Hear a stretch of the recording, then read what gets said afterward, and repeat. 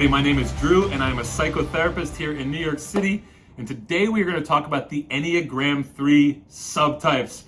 I love subtypes. If you've followed anything else I've done, I'm constantly talking about the subtypes. And one of the things I always say to everybody is watch all three. You might have identified what subtype you are, and then so you go and watch that subtype and really focus on it. But the idea is that we are all three. We have a dominant and a repressed. And there's one in the middle that is also working with both of the ones on the flanks. And the idea is over time we have to blend and have some kind of symmetry, that these are working together. We'll still have a dominant and a repressed, but that they are working cohesively towards our ends. So I have an overview of the subtypes, a video that if you don't understand the subtypes enough, go watch that. It will really help you understand yourself a bit. And this is the beauty of the Enneagram, how to get deep into it and understand the layers of it. And then we have these social stances. And I also put that in the video with the subtypes. Very important for you to understand. So today we're going to talk about the sexual, the social, and the self-preserving. As always, it is my job to help you learn your personal accent. And what better way to learn your personal accent by understanding your subtypes? And I want you to feel known, understood, and seen in this. Because now we're getting down into the 201 course, a bit deeper into the threes. I hope you watch the Enneagram 3 overview first. If you're really familiar with the three, I think it will still give you some good input onto the layers of the three. And then watch this and try to dissect a little bit about what's going on inside you and work through that. It is my joy to help you look at the ugly stuff, the deceit, the vanity, the ways you're trying to find worth, the ways you try to survive in life. And so this is fun for me to get to connect with you in this way and do the psychoeducation, the psycho detective work, the scrappy work of life to be more self-aware and more self-realized. So come on this journey with me. And I hope you also go watch your wings, your 4 and your 2 wing. Watch those episodes. Again, if you want to work on some of this stuff, get in touch with me at my website or on my socials. I'd love to talk to you about how we can work together. Until we meet again down the road, I hope you enjoy this and fight the good fight of the subtypes. I do the countertype first because the countertype is really tricky. Often people are mistyping.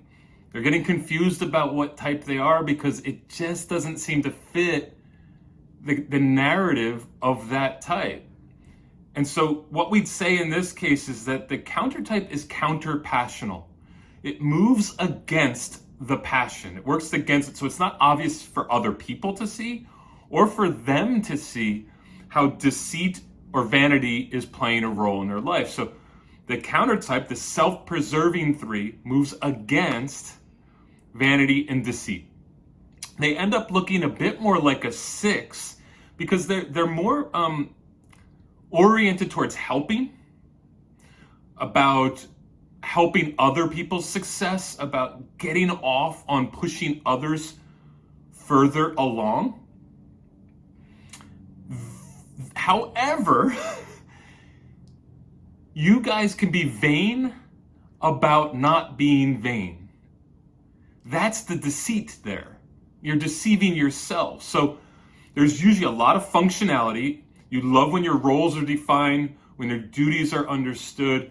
There's transactions and measurements that you can look to, just like other threes. But the self-preserving 3 tends to be more of a support character. And they will highlight others, pushing others along, and willing to be more part of the team. Even though they might want the limelight, they push against it a bit. So they can tend to look a little bit more like a role model. Less flaunty, less flashy, hardworking, grinding, efficient and effective. And I've seen this a ton with self-preserving 3s, that they really get off on being worn down. Let me say that again. They'll get off on being worn down.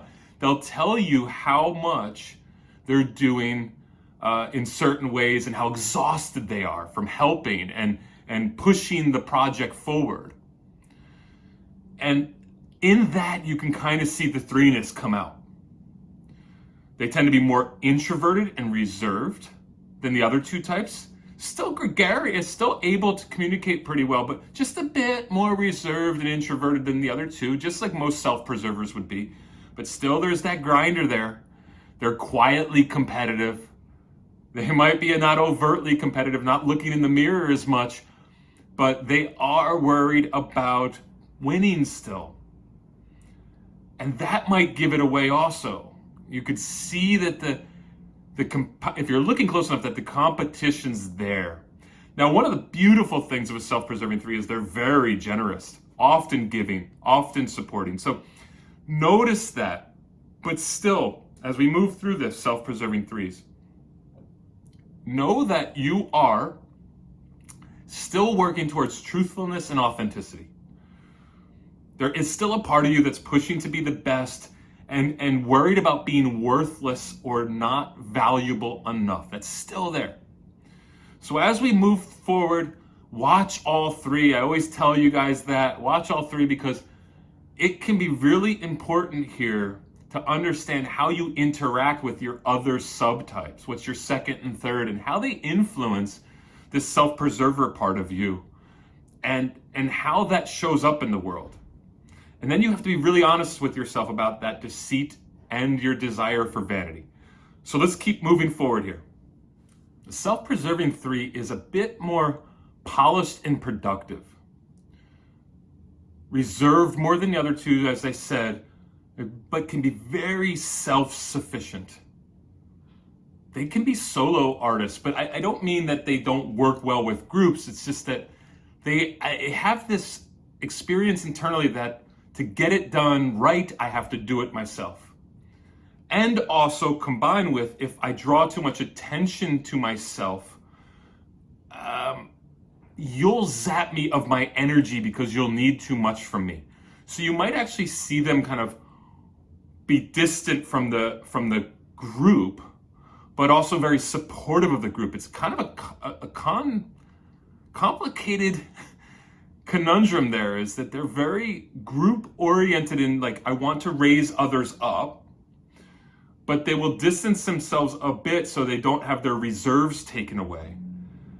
And it can lead towards like almost a mysterious character. And then there's this other component, which I mentioned before, is that they have to suppress the vanity. You know, why be a self-promoter? I'd rather be quiet and pull back. But this is where they're least conscious of the three to their vanity. Because they won't self-promote in an obvious way or in a linear fashion, that humble air is there, but they have vanity for not having vanity. That's the deceitful, tricky part here, is you self-preserving threes still have to find out where you tend to be self-involved, you know?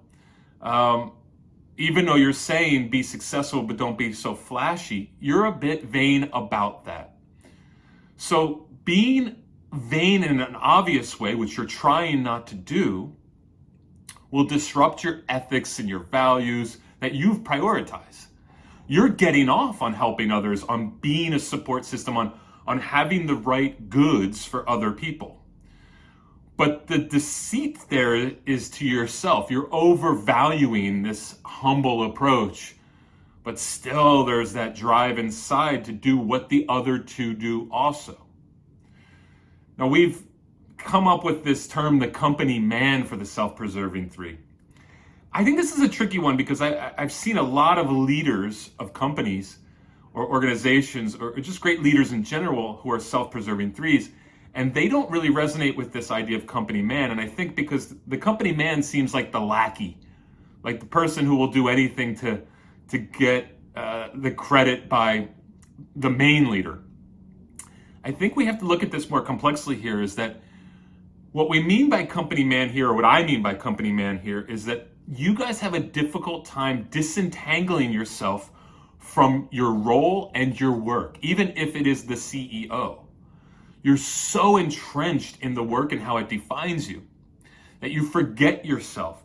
And as we talked about in the overview, which you should watch, that in the overview we talk about how the 3 can be very forgetful of themselves. They can not dig deep enough into their true self, their true purpose. So over-identify with the company, not over-identifying with who I really am and how I'm going to bring myself to the table. So the role gets prioritized too much. And you sacrifice yourself for the work. Many self-preserving 3s, you'll see them just get really wrapped up in work and lose themselves in it. So for you self-preserving 3s, all the 3s have this, but just be careful with how much you have identified yourself with the role. A good company man, a good company woman, even if you are the leader in that role. Even as a parent, if you've over-identified with the role, be careful of that. You don't want to just look good, you want to be good, and that's this humble component. It's very important for me to look a certain way. I am not flashy, I'm not over the top, I'm not looking in the mirror. You might walk past the mirror and want to look in the mirror, and the other 2 will, and you won't. You'll resist. This combo is especially good at maintaining relationships. And what I mean by the combo is like a self-preserving with a sexual as your second component are actually good at maintaining relationships.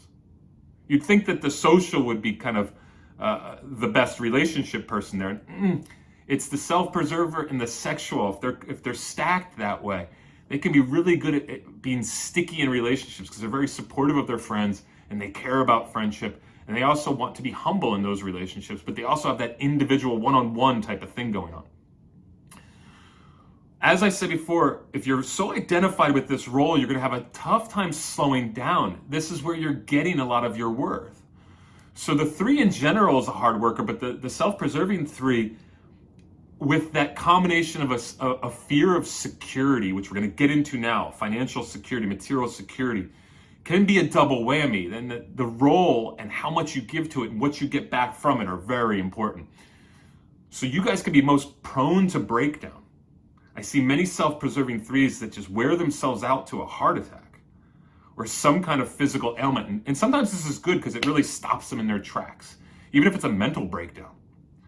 That might be a lot of the moments in time where a self-preserving 3 will get into therapy or get into some kind of spiritual work. They break down. They've worked too hard. They've rubbed themselves down to a nub. I get that you must work your ass off, but you must also work your ass off in finding out who you are more. So dig deep down for more consciousness. Your fear may be very unconscious that you won't have security if you don't get the rewards from this gig. This job that's identifying you. Again, even if it's a parental role, I feel bad for you 3s who are parents that that's your primary role, that you can get overlooked here, but you have that same kind of concern that my role defines me and I have to work my ass off it. And your kids pay the price. They're overwhelmed by you. And then you're pushing them too much and they're finding that I am only worth it if I perform for my parents. So then they start saying, am I good enough? Do I please you? And you don't want to do the same thing to them. So your accomplishment is your driving force, and don't pass that on to your children as well. Okay? Let's move on. To close this out here, we have to state the obvious. If you know anything about the subtypes, you know that the self-preserver preserves self. They're the least relational up front. So the sexual type is a one-on-one type. They really love those intimate connections with 1 or 2 people, 3 people. The social type is worried about the group primarily and how they're experienced by the group, how the dynamics of the group work. The self-preserver is worried about the material, the food, the house, the rooms, the places that restore me. And often this is financial gain too. And this can be a real sticky subject for the self-preserving 3s, is that they constantly feel, and this is why they look a little like a 6, kind of state this again, that you guys can be identified as a 6 because the fear of not having is loud. and you're a bit more reserved and pulled back like a 6. So this idea that there's a deficiency, an undersupply, there's a want, there's an absence, there's something missing here, and if I get it, I'll feel more secure. And often, because you guys are so productive and such producers, it's financial. And let's just say, even for a mom or a dad who is at home while their significant other is out as the primary breadwinner, if they are a self-preserving 3, they're going to be very concerned about what their partner is doing, how much they're making. Am I secure here? And when that security goes, the relationship can get really tense, because now I'm freaking out. Now the 6 part of me starts really, that fear part of me really starts getting activated. And I'm wondering, like, how are we going to survive here?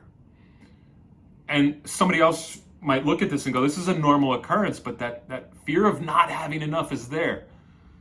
We want abundance, excess, surplus. I've talked to many 3s who I say, like, what's your goal in life? To have a lot of money at the end. And I'm like, oh, okay, what's enough? And what's the purpose behind your work that will have you get that? And it's less about the purpose, it's more about the financial reward. So material security, as it is for all self-preservers, is really loud for you guys. It can kick in that feeling that I don't have enough, so the security mindset goes, boom, there's scarcity here, which is kind of an irrational, non-rational mode to be in, because you guys are so productive that you are actually going to probably really support yourself well. Then it leads towards compulsion and obsession. And this scarcity mindset, and I don't know if you know anything about scarcity mindset, it's this idea that there is not enough and I won't have enough. And I've suffered from this much of my life. I'm actually really working through it in a cool way lately. My relationship to money has changed a lot, in that I've now come to finally in my 40s believe I won't have to worry about money. I will make it, I will get it, and I'll probably have enough. And yes, I can have more, but will that align with my purpose? Will it align with my other values of connecting with friends, going on vacations, traveling, living other places for bits of time, having a nice amount of reserve energy from not working too hard that I can be creative? I'm starting to really move into that place. And I push my 3s to do this too, is to trust that you'll have it. You're really productive. You're really smart. You're really shrewd. You will find the way. But to just be accumulating is not the answer. That's a scarcity mindset. Sure, you want to be recognized for your success, but don't be recognized for your excess.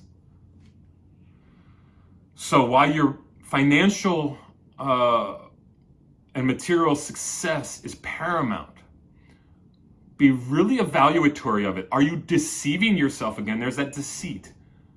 Are you deceiving yourself into believing if I have a certain amount, I'll be okay?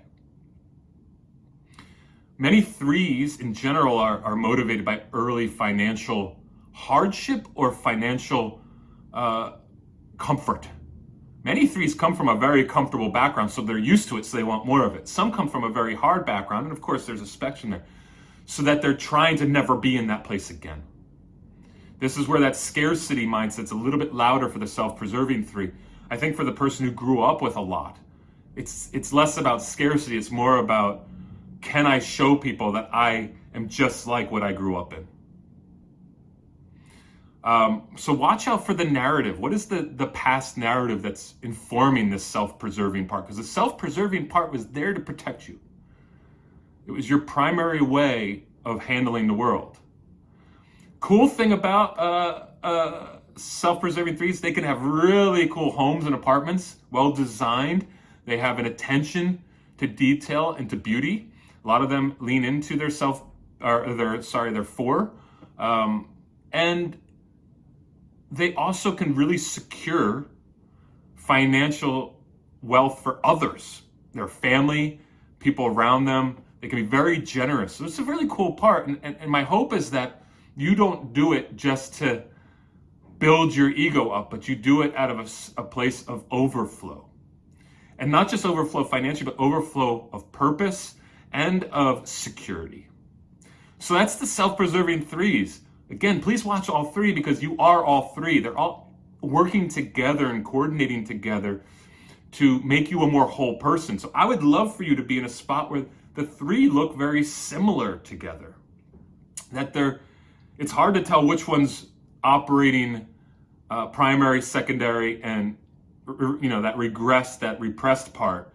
That they're coordinating together to work to your benefit, not to your detriment. Cool? All right, guys, that was the self-preserving threes. All right, sexual threes. I can relate here. I'm a sexual 4 and a hard wing 3, meaning that is my second highest number. And so that would make me a sexual 3 also secondarily to my sexual 4. So let's get into the shaming because, gosh, we've got some kind of ego, don't we?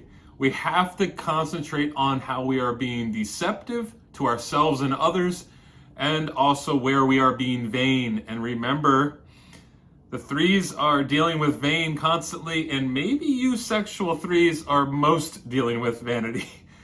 So you guys are considered the movie stars, the performance role, but you're also contending with personal relationships. So it's having this stage, but also having this deep relationship with others. And there is a little bit of a battle there. Like sometimes it's going to be hard to know which master to serve. A deep connection with another, or a deep connection with this big audience that you're trying to please and bring in with your charm and magnetism, your pull, your seduction. And in the episode I do with the 4s and 8s, I talk about the sexual 4 and the sexual 8 and how seductive they can be. Myself included here, when I walk into a room or when I walk into a bar, restaurant, whatever, there is a part of me that just wants to suck people in. Now, the difference between a sexual 4 and a sexual 3 is that the 4 wants people to come to them. There is that notice me and notice how original and authentic I am and come to me. And there's a bit of a resistance to go to them. Well, but you guys are the assertive types. So along with the 7s and the 8s, you're likely to not only be seductive, but maybe likely to go get what you want a little bit more. And those are at war inside of me as a sexual 4 with that sexual 3 wing that's really extreme. There is that warring of do I go or do I hope that they come to me? Where the 3 is going to be more likely to go. That charm, that beauty, that appeal, as maybe a female on the female spectrum, that sexual 3 is going to give off more signals to come to them, but be a bit more obvious than the sexual 4. Prestige and security aren't as important as charm, beauty, and appeal. So vanity actually helps you get what you want, which is attention. An attention for that successful air that you have. You should notice me. And those rising around me helps me be noticed. This is where you actually see them build strong relationships with other powerful people, the power couples, the power relationships. The sexual 3 will very much gravitate towards those, Will folks around me see me and notice me? Now, where you're deceiving yourself here and where the vanity is working against you is that you are deceiving yourself in the sense that you think you're that damn important. And you're probably going to get a lot of attention for it. So it can actually build that you are falling into this false sense of security that you've got what it takes and people love you. People adore you. And you have to be a bit more honest with yourself that you will decay over time and go to a grave. And will all these people be around you? Will they love you then? And so this is the kind of temptation to be adored, but not to have the right deep connections. They can very much be considered like the ideal man or ideal woman. Maybe when we are talking about femininity and masculinity, we're often talking about the sexual 3s. These uber masculine, uber feminine tend to be on the polars. The they like to be the top dog. They like to be the alpha. They are competitive. And they like to be the ego ideal. And the ego ideal is essentially that person in the room that people are admiring and want to be like. So I want to attract folks, I want to bring them in, and I want to be seen as the ideal version of masculinity, femininity, success. They're the most emotionally expressive, can build the deepest friendships out of the threes, and maintain relationships because they have that one-on-one thing. Now, the self-preserver is a really good relationship builder too, especially when they have a sexual stack as their second piece. But the sexual three can also be pretty good. Less humble, so sometimes that gets in the way of relationship. But they'll be curating their sexy. They're curating their seduction and they're I guess what we'd call the sexy three. There's something to be pursued and experienced and enjoyed, and they are constantly curating that. So we'll get into that as we move forward, but know that a lot of the movie stars that you see have this. They have this component of being likable enough, being seen as successful, having that air of command, and also sucking you in and doing the right things to placate you and make you feel special. Cool? All right, let's move on. I think what's unique about the sexual three is you'd think that they'd be the most self-promoting of all the numbers, but they're less self-promoting than the socials. The social types are a bit more wanting the group to be sucked in, so they'll constantly be dropping self-promotion pieces, marketing pieces of themselves to the group. The sexual three is more self-promoting than the self-preserver.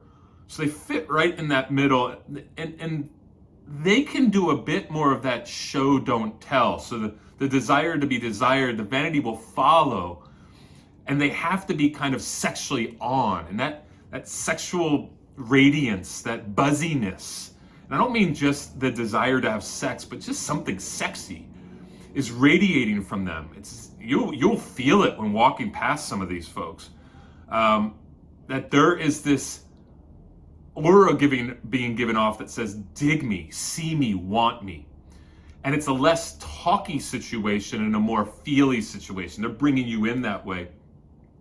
And that's how they feel approved. That's even how they feel supported and affirmed. If you're noticing this in them, they'll feel successful and they'll feel supported. So a lot of the focus is on others, pleasing and performing others. Giving others a good message that makes them feel good about themselves. And then they get worth back. And again, the fear of a three is worthlessness. They want to feel valuable. So there has to be something served in giving off this energy that pulls people in. And it's that it makes them feel good. It makes these other people feel good. So they're working in support of others often instead of themselves at times. They're still vain and putting off this image, but it's working in the support of others because they're so concentrated on the extrinsic and shelving the intrinsic. Status can come out of helping, can come out of the role. We notice that with the self-preserving three is that there is this role that really gives a lot of worth. Well, that's across the board for threes, but the sexual three is going to have that role of movie starish, forward moving performer type. And then the relationship can be sticky because of that, and there's where a lot of the worth comes in. And they will need some assurances from those intimate connections, that those people notice them and notice how great they are. And you'll see, like other sexual types, a jealousy can really come in when their close loved ones, whether that's friends or significant others or family, are giving too much attention to other folks. They might have to re-up or magnify their sexiness, and that might actually make them less sexy, less lovable. They're overwhelming people with it. So the younger or the less healthy you are as a three, the more you can overwhelm and distance people with that energy. And remember, wherever there's jealousy, there's going to be anger. And so the anger could seep out, and a lot of threes are pretty good at hiding it, but it can start seeping out unconsciously or subconsciously and create a rift between you and other people. So while you're supporting and pleasing people around you, you have to remember to orient yourself in the relationship with yourself. Don't lose yourself in this. As you help others succeed with this energy that you have, make sure that you are doing the internal work. Now, in relationship to others, be very wary of this. You are often promise makers, not promise keepers. I don't mean that in the weird religious sense of promise keepers, but like your generous and helpful outflow can go overboard and you could start promising things that you can't fulfill. And so this overpromise, underdeliver component of the three is very magnified in the sexual three because they have so many people that want them that they start saying yes to things and they have a tough time saying no, and they often won't actually fulfill that. And in this way, many of them get mistaken for nines, not sexual threes, but like the nine part that seems to go asleep on their own desires and passions. And they look a little passive by saying yes to everything, but not actually being able to follow up on it. So just watch out for that, threes. It can be a real trip up point for you that you just have to be more vigilant about. Let's move on. Alrighty, let's just get a little bit more into the sexual component of the sexual threes. Now remember, this is the one-on-one type, the bonding type. And as we just talked about, there is this sexual component to it, this being adored, sucking people in, seducing people. So they are projecting very strong sexual identity roles and ideals. So whatever part of the spectrum you are in gender identity, you will probably magnify that role if you are a sexual three. And so if we just take the binaries of male and female, and the desire to attract others and whatever gender they are, to pull people in, like a sexual three likes to pull all types in, men, women, and everything in between, and whatever. If you're non-binary, there is still a pull to get everybody to watch.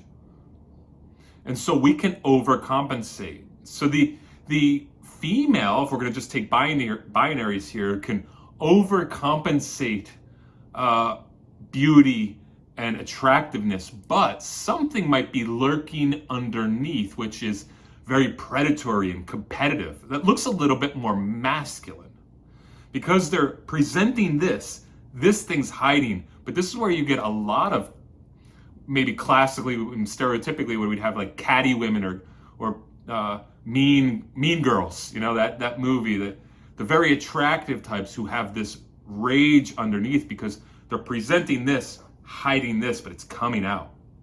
Now on the male side, you might get the Uberman, that masculine, attractive, this is guy, but down deep underneath is a very sensitive, soft character. And this is what Carl Jung talked about with the anima and the animus. The animus being essentially the penis inside the woman, like the male inside the woman. And the anima, I like to consider it this way, is like kind of the vagina within the man, the feminine within the man. And the more we present what our natural identity is, and we live in that like stereotypical sense of it, the other one gains power because it's been kind of ignored, and therefore it runs wild. So this is something to notice for you guys. We should be a better blend of masculine and feminine, to be able to identify them within ourselves and give them attention.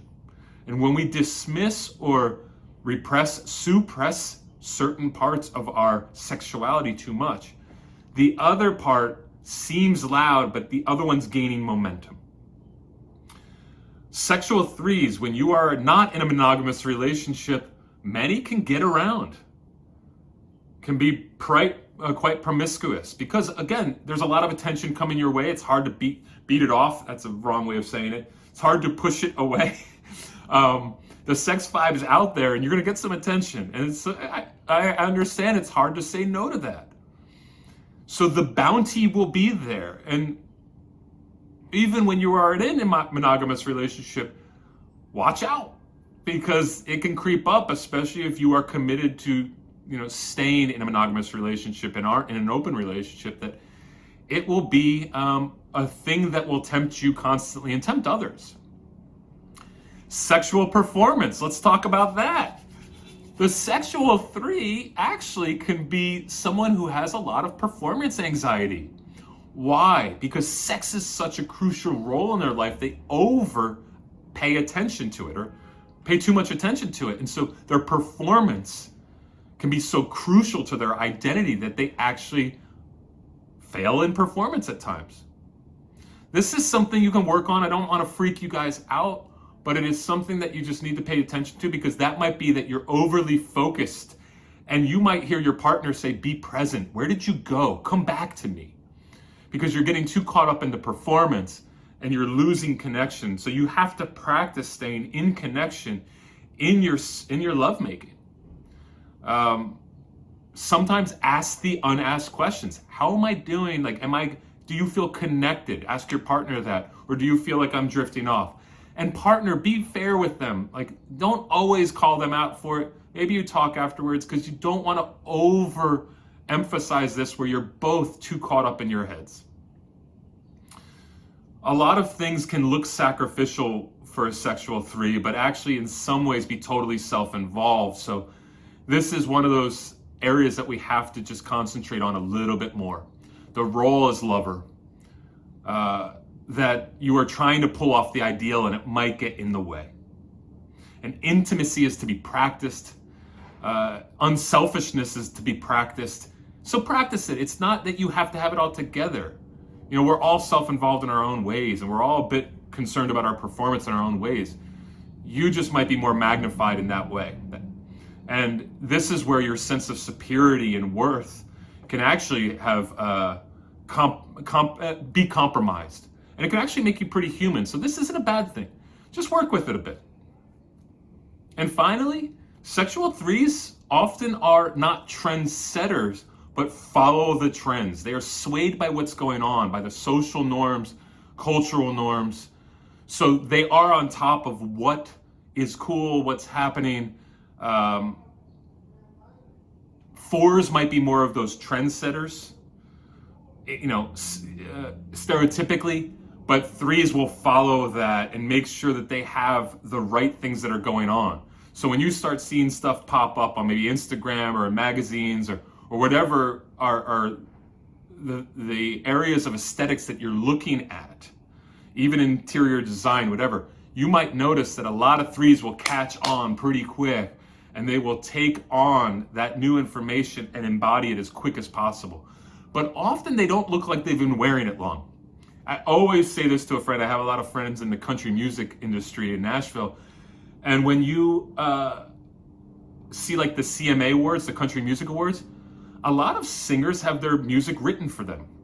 So they're great singers and they're great performers, but a lot of their stuff's written by more creative people, less performy people. And what you'll see is in these Country Music Awards, a lot of them have been dressed up. They've been, they have stylists. I mean, that's across the board in Hollywood and music and entertainment, but you'll notice that they don't look like they've been wearing this stuff long, that it looks brand new on them. And then there's certain people that look like they've been wearing it for a while, and sometimes this is the difference between a 4-wing 3 and a 3-wing 4. It's like the 4 might look like they've worn these clothes longer. It looks more fitting to their whole persona. Where a 3 knows how to go get that stuff, but they might not embody it well. So you are relying on the folks who set those tones, but then you're going all in, and often you have the money to do it. So you are fashion forward and you do present well, but often you could present plastic, glossy, fake, because you haven't actually done the work to look like you should be wearing these clothes. It's a tricky thing. I'm getting nuanced here, but it always bothers me when I watch the CMAs. So this is just one of those things where I've watched the CMAs not because I'm in the country music, but because I have some friends who are involved, and I go, geez, like, somebody just go and rub these clothes in dirt first before they give it to them. And then you see the singer-songwriters, the people who have written their own music and also perform it, where you're like, oh, okay. You can see the grime and grunge on it, that little bit more worn in. So just that's a fun one for me to play with. I like to watch who seems to be embodying, who doesn't seem. And a lot of them are threes that they look like it was just bought off the rack. So watch out for that. I mean, this is where you can have fun developing your persona a bit, but often getting into like the deeper part of who you are and why you're wearing the clothes. And then the clothes will actually follow. Because as a psychotherapist once said, the clothes make the man or the woman. You know, like they are part of our camo, but like not totally in a bad way. It's our social outfit, and it does represent a bit of who we are and what our values are, and that's okay. All right, folks. All right, social threes. Where social threes are, social status will be important. Status, status, status, and prestige. Where do I fit in the group? Where do I fit in the social order? And you guys are acutely aware of where you fit and how you can leverage all of these glossy and polished parts of yourself to the benefit of the group and also to the benefit of you, gaining social approval, the right image. Considered sometimes the politician, that's a name we give to you guys. How will I succeed in the group and how will I shine? I dig or pursue approval. And I pursue it more voraciously and overtly than the other two types. You need to know this about yourself. You are deceitful because you are, in a way, trying to be something that might not be you at a core level. We're always looking for where the passion or sin comes in. And you guys can be deceitful in that you are lying to the world and lying to yourself at times. Probably not fully, especially if you're watching this, you're somewhere on that spectrum. But if you have this strong social component, you will also have a temptation to conform, to attain the enviable. And the enviable is often what is most liked by the most people, which requires a human to not individuate as much, not become separate and unique and authentic. Again, you sit right next to the fours. I'm not saying this because I am a four. I'm saying this because the fours are always whispering in your ear, don't be phony. Don't be false and fake and glossy and plastic. It's why some threes will really gravitate towards a four, because they want that countermeasure. Instinctively and unconsciously, they know they need that countermeasure. Otherwise, they'll be get taken in and taken in by the world that wants them to be a certain thing. And they like being the center of an action. Now, I've mistaken social nines and social threes.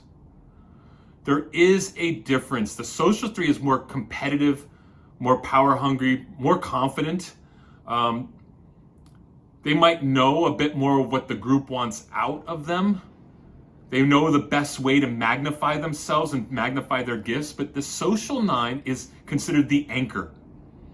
You could see why the anchor and the politician can get confused here, but the anchor is making sure everyone's okay.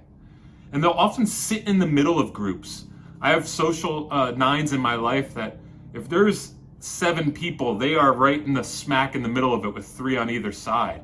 And they're kind of working the room, but it's not as much about the glossiness, it's about cohesion. Where for the social three, they like being the center of attention, having everybody's good time in mind, but also getting a little attention from everybody. One of my really great friends, I hope he watches this. He's not really into the Enneagram, but he is a social 3, and I often called him a 9, but I've realized he really is a social 3, often because he's looking in the mirror all the time. Anytime he gets somewhere, he's doing this with his clothes to just make sure they fit right, and he's walking, and he'll walk intentionally into the bathroom even when he doesn't need to, just to take a glance at himself.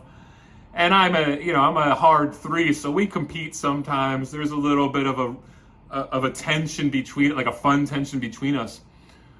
But for two guys like that who live in America, which is a 3 country, who live in the tri-state area, New York, New Jersey, Connecticut, a 3 area, who live in New York City, a 3 city, and who live in the West Village, one of the 3est places you can be, where the Sex and the City is filmed here, and Friends that show Friends, they lived here. It's like glossy, where should you be right now? What should you be doing right now? So the West Village pulls in a lot of 3s, a lot of fashion and finance guys. Fashion folks, finance folks, I say guys, but I mean guys and gals from both of those. Because of the glossy, polished look.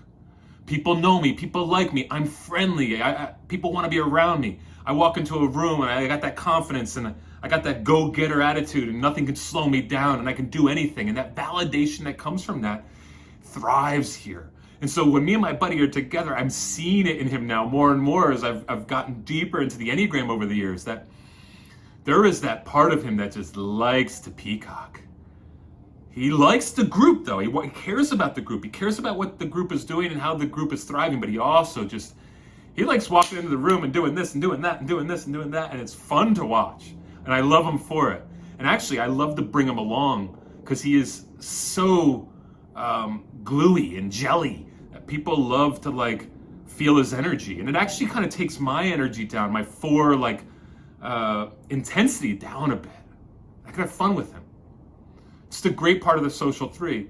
So don't lose that, but be truthful to self. Find your worth in yourself, not just from being valuable to the group and being plasticky.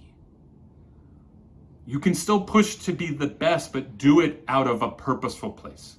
So we're going to move on, but I want you guys to concentrate on those themes there and think about how you're being deceitful to the world and to yourself.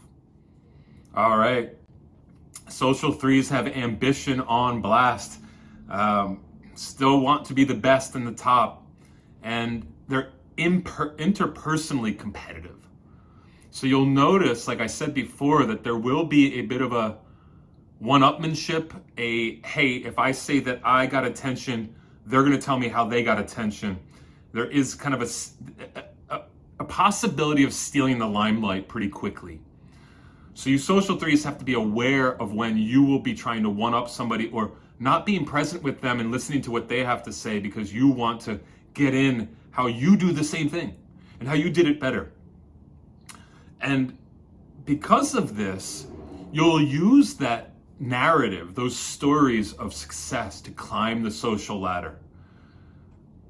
But boastfulness will get in your way if it's too obvious. And when it's too obvious, people will sniff you out and it just becomes old and flaky. So, of course, you're going to want to boast. Be aware of it. And if you do, be slick about it. You are more overtly wanting the stage and competitive than the other 2 types. And that aggressiveness can push people away, even though you have so much juice in you that it's likable. That need to get up the ladder will actually keep you from getting up the ladder. Now, also though, you might get up the ladder. You might be the chairperson of a number of boards. You might be involved in this group and this nonprofit, and you're helping out with this feeding the hungry, and you're involved in so much because people are pulling you there because you're so likable. This is a cool part of you, but it could actually diffuse your power and energy in a lot of other areas that need more attention and focus. And in this way, you can look a lot like a 7. Distracted, jumping from one thing to another. So out of the 3s, the social 3 looks most like a 7. Intensity, excitement, fun, playful. But you must narrow down a bit to pull in that fun and connection and your gravitational pull to be more focused and purposeful.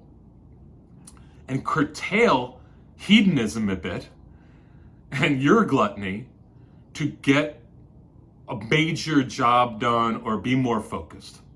I think what can happen for sexual 3s is that they'll often find difficulty marshaling all their energy towards a practical end and output. You know, the social pressure to have fun and be connected and do all the things can get in the way. Now, it also can be enough of a shame and motivator to get you focused. But you're a little less internally motivated than a self-preserving 3 and even a sexual 3. You're more pressured and motivated externally. The self-preserving 3 is more motivated internally. So you need the spotlight to keep you going. And there's a part of you that needs to resist negative feedback so you can keep that linear progress. But the negative feedback will actually help you be more well-rounded. So as you're trying to get the job done and your competition is kicking in and the aggressiveness is kicking in, know also that you need feedback from the world to be more well-rounded. And this will help you be a bit more adaptive and organized, actually. And what we notice between the 7s and the 3s is like 7s can be a little disorganized after a certain point. They have to give over the keys to the business or the keys to the organization to a 3 to organize and make something more adaptable. So this is kind of a cool part of what you guys can do when you hone your energy and find consistency. Be less willing to just cut loose all the time and maintain order and stability internally so that you can produce well. So it is so fun to be around you guys. I love it. My social 3 friends are great to be with. And I actually like my clients who are social 3s, which often they're rare to be clients because social 3s take a long time. They really need to get slammed by life to start working on themselves. But when they do, you can see that bubbly nature, that orb that can be created around them really working and how useful it can be when it is honed well. So maybe get a little bit more serious about your life.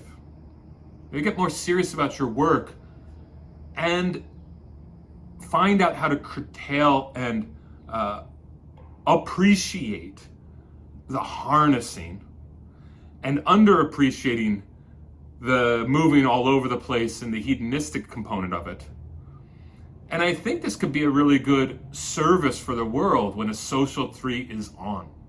So I encourage you to that end. That's the social 3s. I hope you've enjoyed this process of working on the subtypes.